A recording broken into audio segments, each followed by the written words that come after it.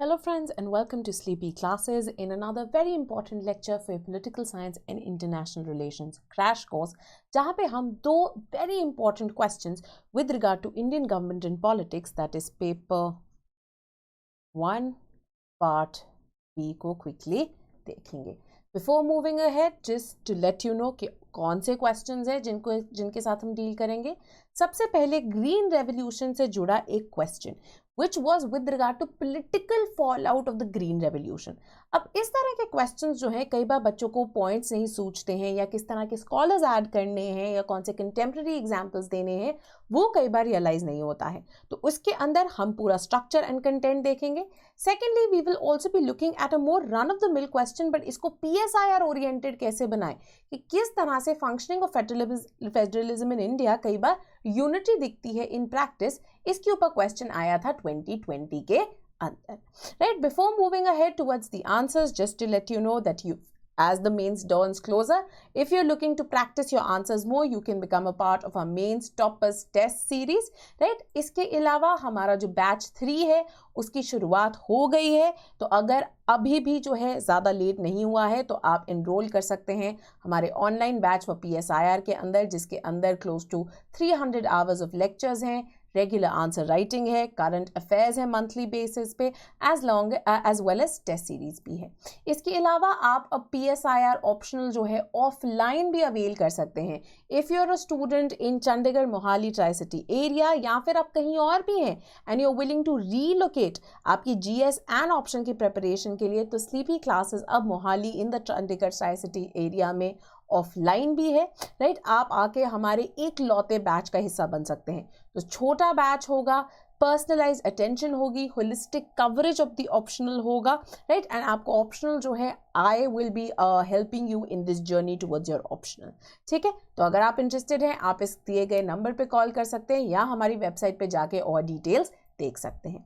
तो चलिए बढ़ते हैं आज के पहले क्वेश्चन की तरफ. The question stated, what has been the political fallout of green revolution in India? Explain. 2019 का ये क्वेश्चन था, काफी इंपॉर्टेंट क्वेश्चन था. अब किस तरह से स्ट्रक्चर होना चाहिए आंसर का.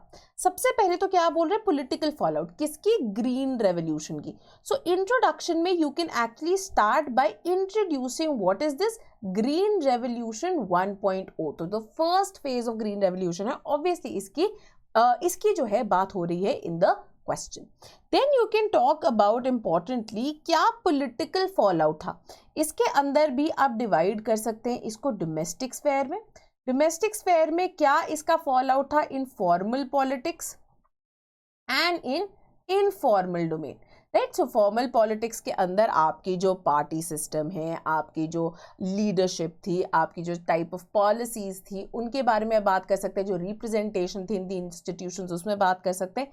इनफॉर्मल के अंदर आप बात कर सकते हैं आपकी सिविल सोसाइटी ऑर्गेनाइजेशंस की, बाकी जो रेपरकशंस आए, रीजनल इम्बैलेंस एक्सेट्रा की, इन सब के बारे में आप बात कर सकते हैं. Right, importantly you have to quote both examples and scholars here. Right, तो यहाँ पे आप positive fallout and negative fallout दोनों की ही बात कर सकते हैं. Then in terms of political fallout, यहाँ पे उन्होंने बोला हुआ है पॉलिटिकल फॉलआउट, बट ये तो नहीं बोला कि सिर्फ डोमेस्टिक स्फेयर में. पॉलिटिकल फॉलआउट तो इंटरनेशनल स्फेयर में भी हो सकती है. राइट, तो ये आपकी इमेजिनेशन पे डिपेंड करता है. तो इंटरनेशनल स्फेयर की पॉलिटिकल फॉलआउट जो है उसके बारे में भी हम डिस्कस कर सकते हैं. And then we can end the answer by relating it to contemporary times. किस तरह से हमें ज़रूरत है एक ग्रीन रेवोल्यूशन 2.0 की, एंड किस तरह से हम इसको मोर इगैलिटेरियन एंड फार्मर ओरिएंटेड बना सकते हैं, while also ensuring कि politically जो इनका योगदान है और स्टेक होल्डर अप्रोच है वो कायम रहे. Now let's look at the answer very quickly. Now in the introduction part, जैसे कि हमने किया है कि पहले हमने बताया कि ग्रीन रेवोल्यूशन 1.0 थी क्या. एक बहुत बड़ा रिफॉर्म था एग्रीकल्चर सेक्टर में, जिसके ना ही सिर्फ economic but political and social repercussions भी जो है आगे निकलते हैं. इंपॉर्टेंटली 1961 में इसकी शुरुआत की गई under a government programme called the intensive agriculture development programme, जिसके अंदर high yielding variety of seeds, usages of fertilisers and pesticides, आपके confirmed sources of irrigation as well as usages of technology for agriculture को काफ़ी ज़्यादा promote किया गया. Given all these developments बहुत major boost मिली आपके प्रोडक्शन फैसिलिटीज को, crossing close to 315 million tons of production, as well as increasing agricultural wages by more than 4 times. तो GS भल्ला एंड GK चड्डा दो ऐसे इंडिविजुअल्स जो कि कंटिन्यूसली एग्रीकल्चर के ऊपर लिखते हैं, EPW में, इंडियन एक्सप्रेस में, आप इनको कोट कर सकते हैं.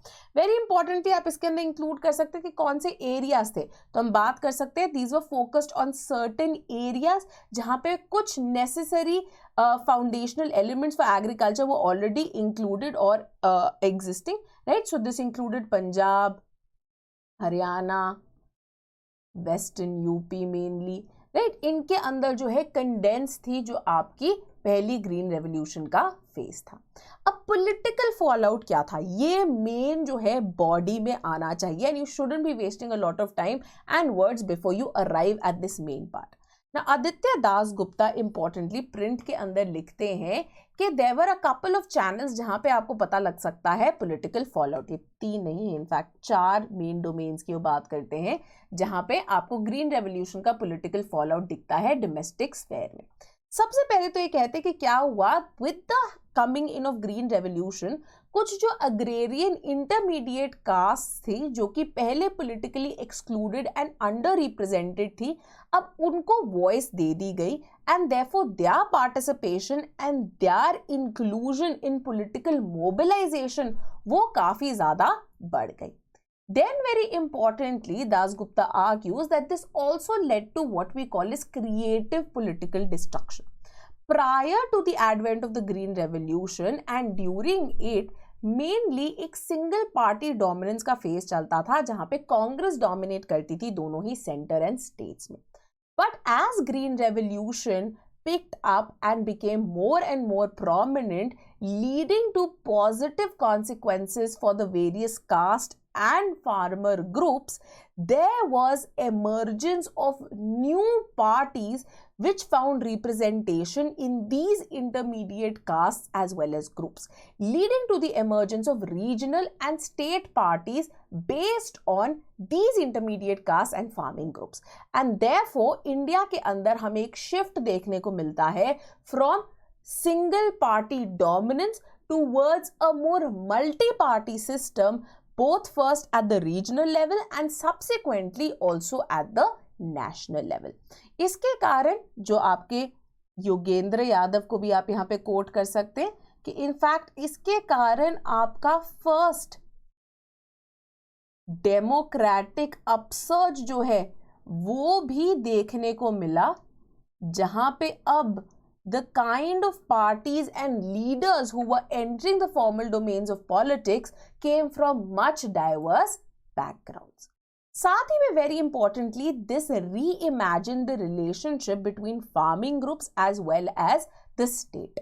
Now, because the state had played such an important role in encouraging green revolution, जो farmers की dependence थी on the government for inputs, चाहे वो HYVs हो, fertilizer की subsidies हो, other technology subsidies हो, water के ऊपर subsidies हो, इन सब के ऊपर डिपेंडेंस जो है फार्मर्स की काफी ज्यादा बढ़ गई, जिसके कारण ऑल्सो इम्पॉर्टेंटली फार्मर्स जो है एक क्रिटिकल वोट बैंक बन गए थे अब in the Indian electoral politics, जिसके कारण ये जो नेक्सस था वो और ज्यादा डीपन होता चला गया, and farmers could now play this important card in ensuring that the governments listen to their demands.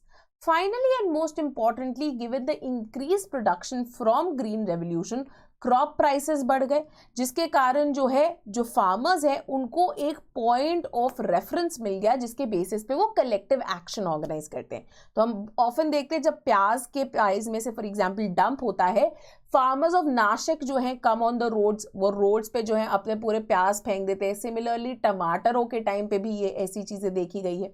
तो इसके कारण क्या हुआ, दास गुप्ता कहते हैं कि एक जो रूरल वॉइस थी जो कि पहले बहुत ही ज्यादा डोसाइल थी, चुपचाप बस एक ही पार्टी के साथ चलती रहती थी, now it became more and more assertive, and इसके कारण now both the ruling and opposition parties knew that they would have to give representation to the rural and cultivating class, and जो erstwhile urban elite dominated leadership and एक classification थी parties की, उसके अंदर एक severe change आया जिसको आप अगेन यहाँ पे डेमोक्रेटिक अपसर्ज के साथ कोरिलेट कर सकते हैं.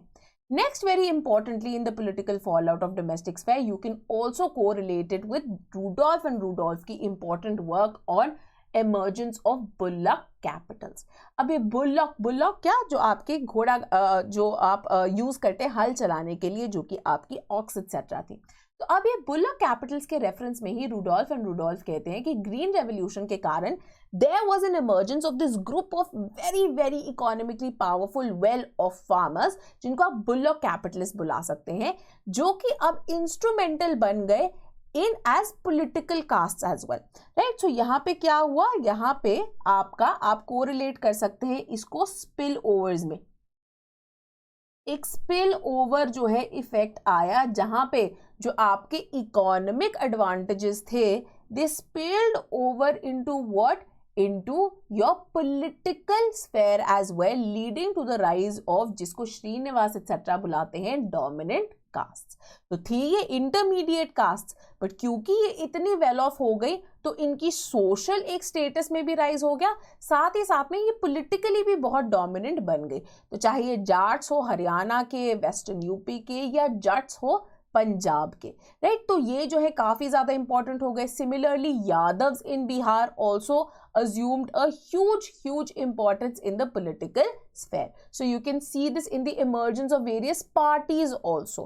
ठीक है, तो चौटालास की emergence in Haryana, similarly Punjab के अंदर further bolstering of the Akali Dal, या फिर अगर हम बिहार वेस्टर्न यूपी के अंदर बात करते हैं यादव डोमिनेटेड पार्टीज की, समाजवादी पार्टी एक्सेट्रा की, राइट, आपकी वेरी इंपॉर्टेंटली नीतीश कुमार की पार्टी की, ये सब जो है यहाँ पे क्रिटिकल एग्जाम्पल्स बन जाते हैं.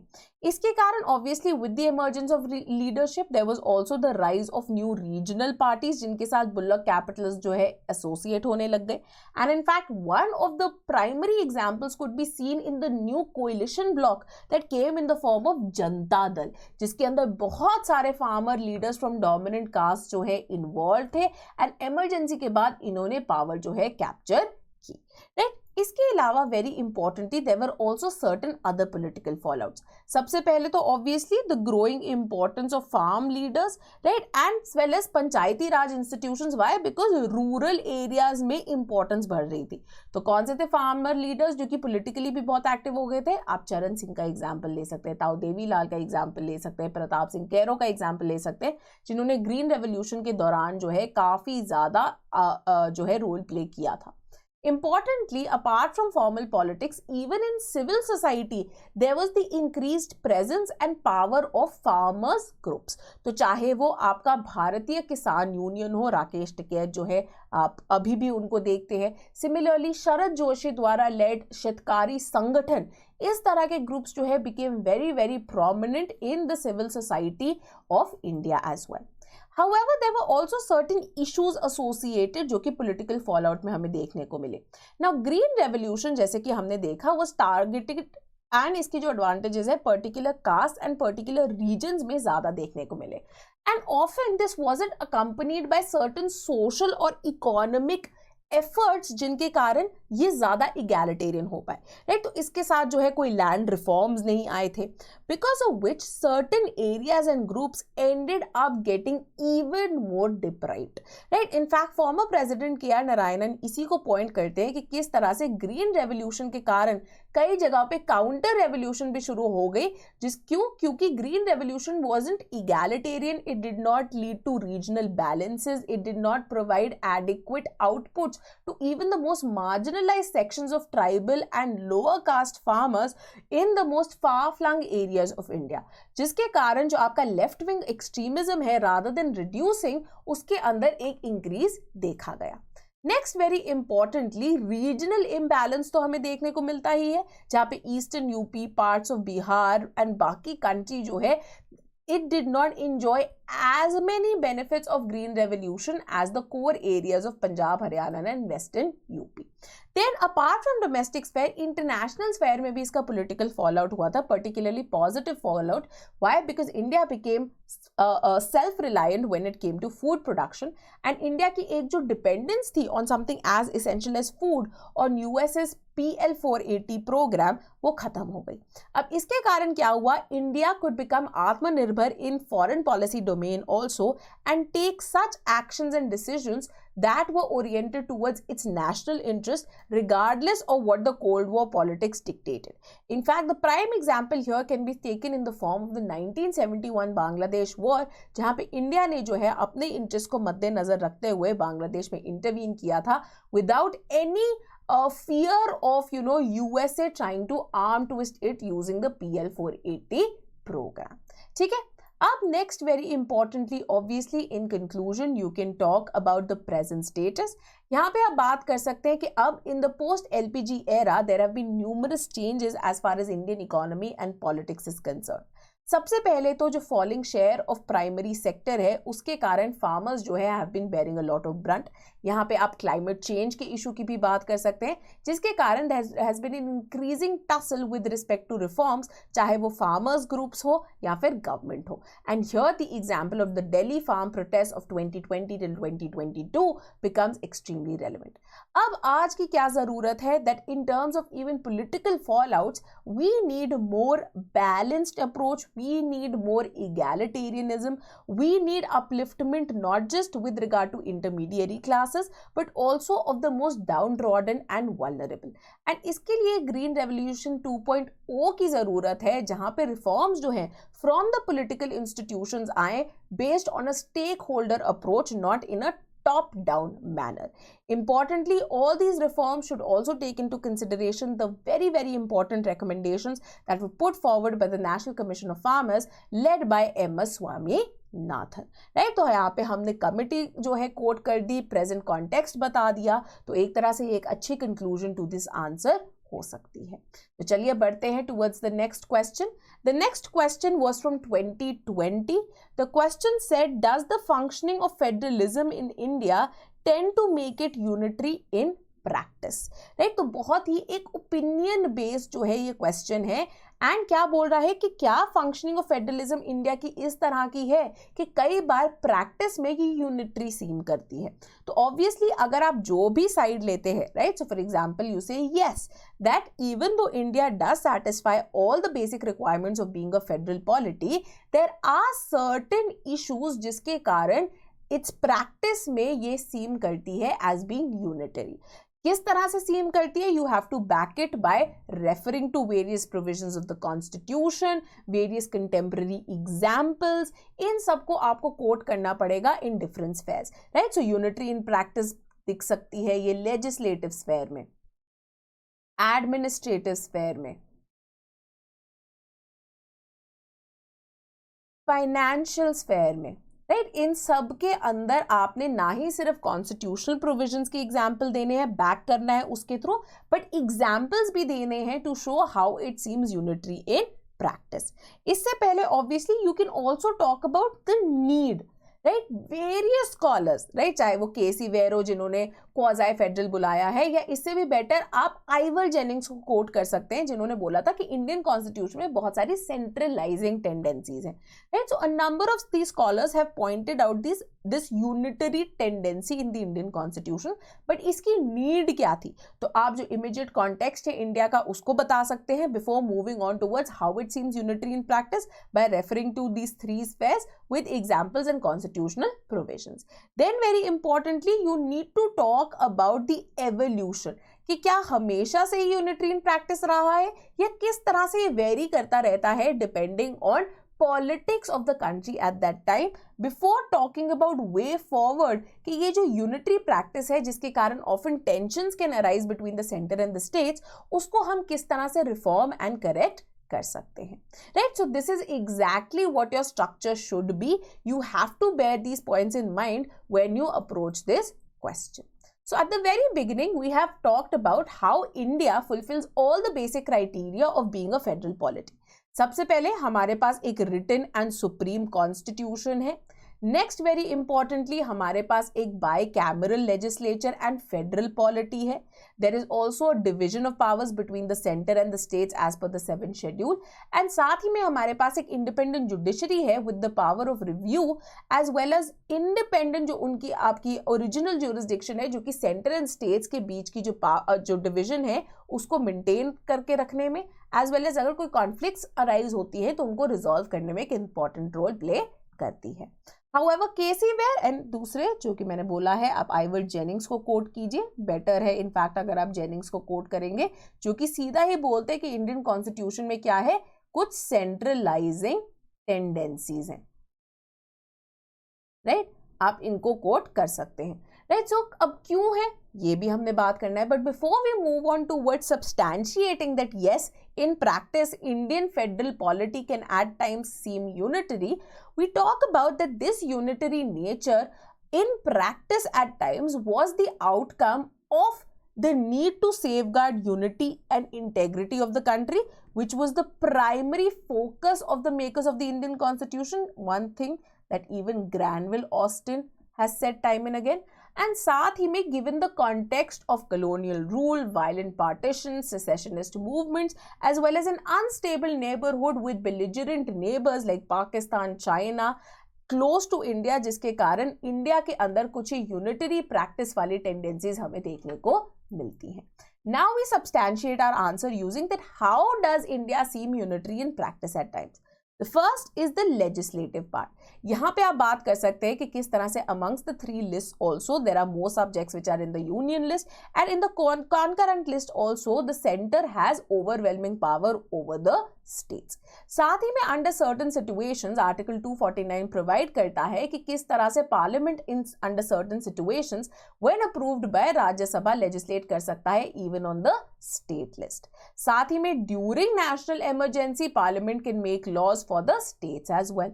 इसके अलावा you can also refer to contemporary examples कि किस तरह से using various articles Chhattisgarh and Kerala के अंदर जो national investigative agency act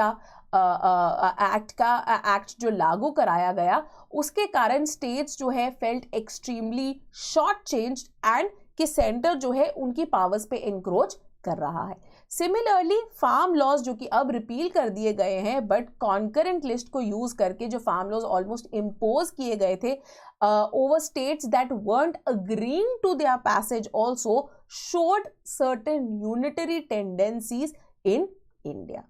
Then very importantly in the administrative framework you can talk about how the when it comes to administration of central laws in the states as well, states have to abide by ensuring that these central laws of India are also practiced in the state. In fact 356 आपका जो article है उसको impose किया जा सकता है क्योंकि आपका आर्टिकल 365 बोलता है ये कि जो सेंटर के लॉज है अगर नहीं अप्लाई किए जा रहे स्टेट्स द्वारा तो एक situation of constitutional breakdown assume की जा सकती है under article 356. In fact time and again इसके न्यूमरस एग्जाम्पल्स आप कोट भी कर सकते हैं. देन ऑल इंडिया सर्विसेज जहां पे मेन पावर जो है यूपीएससी की रिक्रूटमेंट ही होती है, सेंट्रल ही इनकी जो अपॉइंटमेंट एंड जो डिपार्चर है कि इनको अगर निकालना भी है उसकी पावर भी जो है सेंटर के पास ही रहती है, जिसके कारण states again feel a little shortchanged. Apart from this आप कोट कर सकते हैं examples from the COVID-19 pandemic जहाँ पे जो regional imbalance था with regard to administration वो देखा गया with micromanagement by the states either using the Essential Commodities Act or through the containment zones or the Disaster Management Act, जिसके कारण states bottom up approach जो है नहीं follow कर सकते थे depending on the kind of situation of COVID जो कि उनके state में exist कर रही थी, बट उनको सेंटर के एक वो जो one size fits all norms थे उनको फॉलो करना पड़ रहा था. देन वेरी इंपॉर्टेंटली जो गवर्नर का इंस्टीट्यूशन है that is again proven to be a huge problem between the centre and states. आप न्यूमरस एग्जांपल्स यहाँ पे कोट कर सकते हैं, चाहे वो वेस्ट बंगाल के गवर्नर का इशू हो इन 2021, महाराष्ट्र के गवर्नर का इशू हो ड्यूरिंग द रूल और during the former rule of Shiv Sena government in 2021. इन सबको आप एग्जाम्पल्स की तरह यूज करके अपने आर्ग्यूमेंट को बैक कर सकते हैं.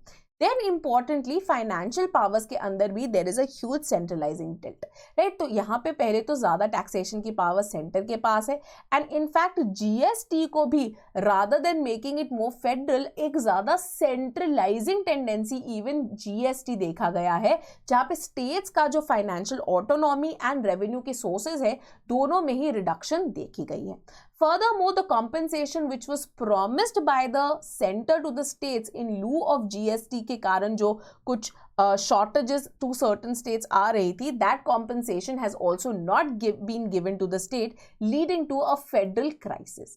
Then importantly, even the GST Council, which was meant to be a federal polity, has seen to have unitary centralizing tendencies in practice, right? Why? Because center के पास close to 1/3 voting share है, and states में often consensus नहीं बन पाता है, जिसके कारण again this body rather than being a federal institution tends to become a unitary one. Then even the Niti Aayog, which plays certain crucial role in developmental planning and progress of India, यहाँ पे again centre ही इसको dominate करता है।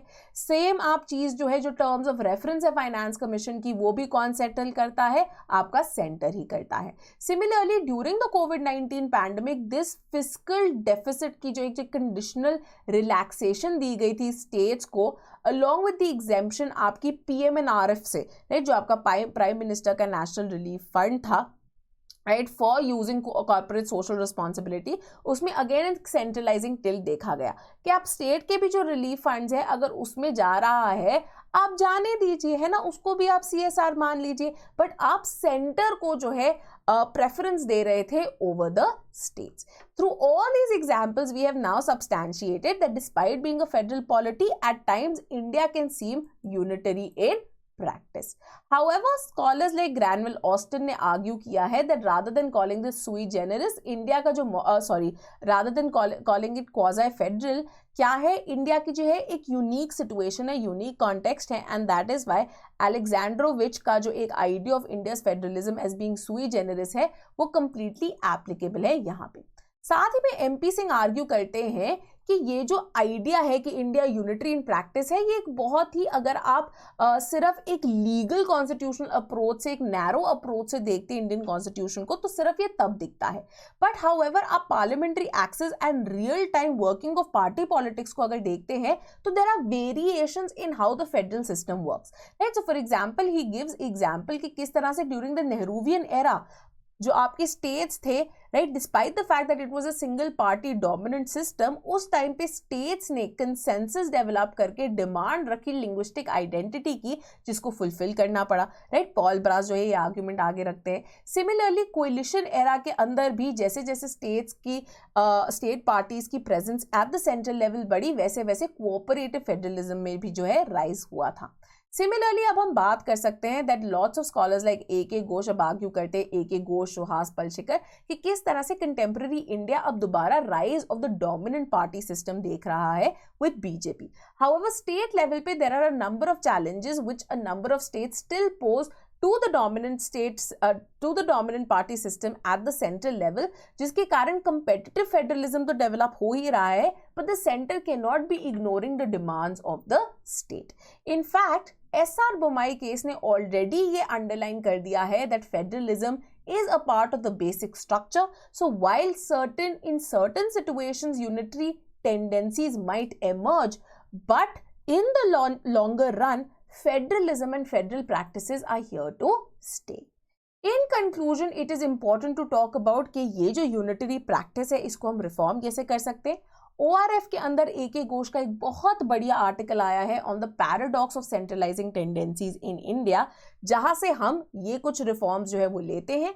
A K. Ghosh furthermore also invokes the Punchhi commission, and किस तरह से पुंची commission के अंदर जो रिकमेंडेशंस थी उनकी एप्लीकेशन बहुत ज़्यादा ज़रूरी है अगर हम ये federal and centre state relations के अंदर रिफॉर्म एंड कोऑपरेटिव फेडरलिज्म को इंकरेज करना चाहते हैं। सबसे पहले तो ये कहते हैं कि जो कंटेंशियस रोल है गवर्नर का, उसके रिगार्डिंग हमें रिफॉर्म करना ज़रूरी है, ताकि ये जो एक बहुत इंपॉर्टेंट कॉन्स्टिट्यूशनल ऑफिस है, ये अपनी सारी रिस्पेक्ट एंड डिग्निटी ना खो दे। देन इंपॉर्टेंटली जो कुछ इंस्टीट्यूशनल मैकेनिज्म एग्जिस्ट करते हैं फॉर कोऑपरेटिव फेडरलिज्म, उनको एडिक्वेटली यूज करने की जरूरत है. In fact in the previous lecture only we had seen the working of the interstate council and किस तरह से interstate council needs to be made more active so as to ensure federal practices and relationships in India are followed, right? तो again ये चीज की जरूरत है political goodwill and cooperative federalism generate करने के लिए. Then very importantly when it comes to fiscal capacity of the states, उनको improve करने की जरूरत है.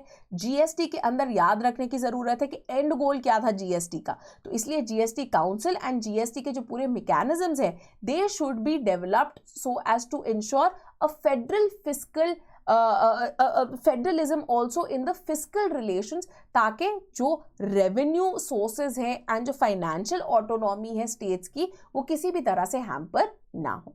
Then very importantly because federalism is closely tied to party system in its politics in India, जरूरी है कि हम एक लेवल प्लेइंग फील्ड जो है क्रिएट करें रीजनल पॉलिटिकल पार्टीज के लिए भी, so that they don't get overwhelmed by a dominant central party, right. So इसके लिए से स्टेट फंडिंग की हम बात कर सकते हैं, ECI की फर्दर स्ट्रेंथनिंग की हम बात कर सकते हैं.